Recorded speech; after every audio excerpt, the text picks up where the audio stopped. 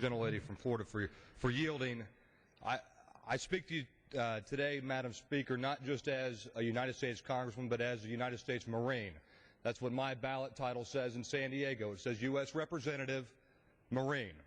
I've served in Iraq twice. I've served in Afghanistan once. I was part of the 1st Marine Division. And I, for one, don't appreciate being lectured to, especially from gentlemen like just spoke from Florida, about how I'm brain injured, about how I might have PTSD, about how I'm less of a person because I served overseas. This is an ill-conceived resolution.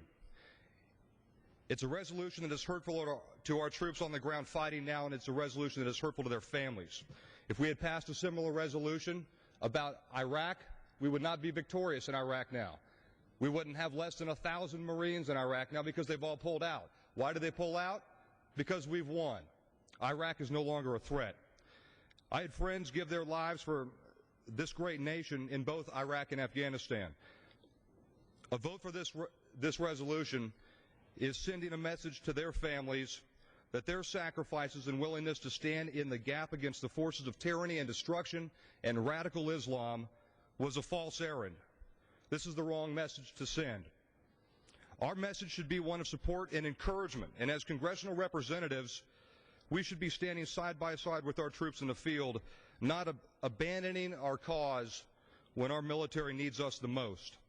If we were to pull out of Afghanistan, we would be inviting those terrorists and al-Qaeda to attack us here again on American soil. We don't need another 9/11. This resolution could well be named the retreat and abandonment of our military resolution. I don't believe the purpose of this resolution is to protect our men and women serving in harm's way. The point of this resolution, I think, would be to make America weaker. I'll tell you why I believe this. Because I have served both in Iraq and Afghanistan, unlike any other member of Congress. And unfortunately, not any person who's in favor of this resolution has ever come and talked to me. The gentleman of Florida never came to me and asked me what I thought about it. This isn't about the military. This is about a political ideology to make America weak and to lose our strength as a great nation. I would appreciate it if maybe I could be listened to next time. If we're going to work in a bipartisan fashion, and if this resolution is truly for the men and women of the military, I've been here for 15 months and never talked to anybody about it. We need to make sure that we support our families, that we should support our troops, and not allow al-Qaeda to become stronger by passing this resolution. Once again, I've raised my right hand, like every other member of Congress here, to support and defend the U.S. Constitution, but I also did that as a United States Marine in one of the first officer candidate classes after 9/11. I graduated March 2002. I deployed in 2003 to Iraq, 2004 to the Battle of Fallujah, and 2007 to Afghanistan. My wife and 3 kids have lived at Camp Pendleton. They've lived on the base. I know what families in the military live like. I know what Marines on the ground are going through right now. I know what victory costs.